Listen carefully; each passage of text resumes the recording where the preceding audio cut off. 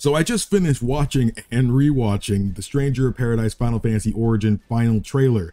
Now, something that kind of went under the radar, there was actually 2 trailers that dropped around the same time, the gameplay overview trailer and the final trailer. That being the final trailer before release. I still hope there's going to be one more just before release, maybe a few days or a week before, but you know, whatever. But I do really want to talk about some of the implications they had in this final trailer.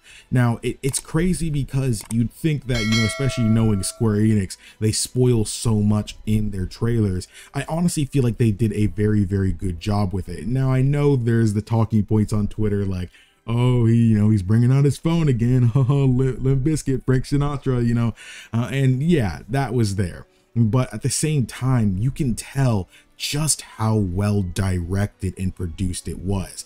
Purely by the fact that while they gave us new information in this trailer, I honestly feel like I understand less of the story now than I did before. And you can tell it was done that way on purpose. Now, in a way, I also feel like they're trying to subvert my expectations especially because they know people who played Final Fantasy 1 will be playing this game. It's such a strange thing because I have this sinking feeling they're going to go against what we feel is going to happen, but I don't see how they could, if that makes any sense. I know a lot of what we were just shown in this trailer doesn't make a lot of sense, but essentially the plot, what you need to know for Final Fantasy 1's plot, for I guess, which is going to be pretty relevant to this story, is that essentially the plot of Final Fantasy 1 is to break a time loop. So they need to basically stop Chaos from having this time loop to where he can essentially live forever. So once they actually go back in time to 2,000 years ago, they can kill Chaos and the time loop is broken. Because the reason there was a time loop in the first place is that Garland was sent 2,000 years into the past thanks to the help of the 4 fiends. But the 4 fiends only were sent back to save him because he sent them from 2,000 years ago. It gets a little wild. And yes, this is Final Fantasy 1's plot. And essentially doing that would always make sure that he's alive. So, and of course, that's what the Warriors of Light, after restoring the crystals, they were being able to go through the portal to 2,000 years ago, stop Chaos.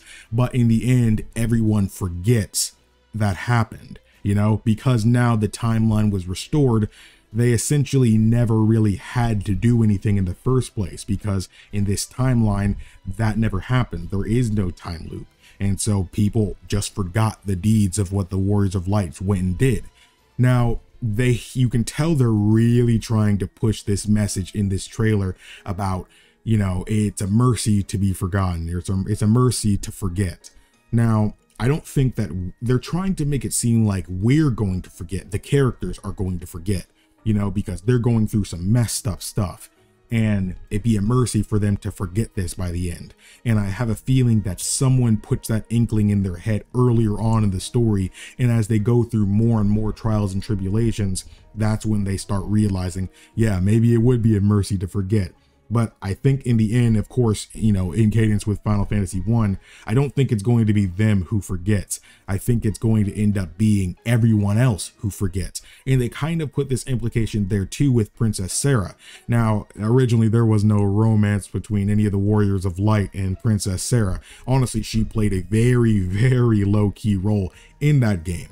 But while she seems to be having a much more prevalent role here, I'm not too sure how it's going to be, in the sense of maybe this whole relationship between Jack and her is a flashback to before this adventure starts, or maybe it's, sometime during it and we're meeting up with her between missions or something like that. I'm not too sure how they're doing it, but he's in a completely different outfit during this, so I'm not too sure what's going to go on here. Now, again, it seems like the team is going to end up finding out that he is Garland, but he says he's a stranger to this area, and he'll probably be gone, and, he'll just end up being forgotten. But I don't see how that could be the case again, because Garland is still here, Chaos still comes to be. Now, that's why I'm saying it leaves me feeling more confused, now than I was before. I was so sure, oh, we're going to get to the end. We're going to go to find chaos. We're going to go for, it's literally just the same, note for note as Final Fantasy 1, essentially, just with reimagined areas, more characters, etc. And then in the end, we find out that Jack is Garland because Garland basically tells him that you are me, That's how I assumed it was going to go. But now I'm honestly just not sure. I will say though, going on another note, I really love the reimagined areas. Some people don't like this because it adds a weird spin on Final Fantasy 1's world that they're not exactly comfortable with. And I can completely understand that. It's been around for over 30 years. So when you have an idea of this is this, Final Fantasy 1 is this area is this, the Flying Fortress, the Sunken Shrine, these places look like this, or these places are this for 30 years. And when then someone goes and changes it, yeah, that's gonna leave people feeling a little disoriented, and I completely understand that. So, but I'm not gonna call that as a flaw just because it's different, because at the end of the day, this isn't changing Final Fantasy 1, because again, this is something completely separate. And while it may be a reimagining, of some sort, it doesn't take away that Final Fantasy 1 is still right there. If you don't like this, you can play Final Fantasy 1. I don't think it tarnishes the image of what the original went for. I think it just adds a new spin on it for more people to be able to enjoy too. And if you don't like it, that's fine. And it seems like a lot of these reimagined areas are based off completely different areas. There was a nice thread on it on Twitter that I'll link in the description below if you guys want to check out all the stuff, because it gets kind of wild. And I'm sure there's some others that we didn't even notice in the actual trailer as well. But there seems to be a lot of inspiration from a lot of other Final Fantasy games. Like I said before, the Sunken Shrine, which really resembles a Mako reactor from Final Fantasy 7.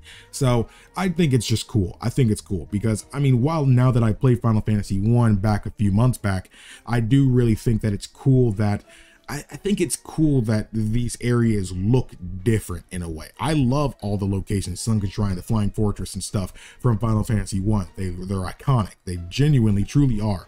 But at the same time, being able to see those places in a new way doesn't put me off. It makes me excited, maybe that's just me, but I don't know. I just really wanted to spit into the mic about this game. And I know I haven't talked too much about the combat, but man, the combat looks amazing. So good, so good. But let me know what you all think. It kind of looks like a Neo version of Final Fantasy 14. All the jobs, the complexity, the combat, the way you interact with enemies and the environment, so good. But let me know what you all think. Thank you all so much for watching. My name is KingdomAce. Remember everyone to play some games, have some fun, buy Final Fantasy Origin, Stranger of Paradise, pre-order the game so we can get more reimaginings of Final Fantasy games, and enjoy your day.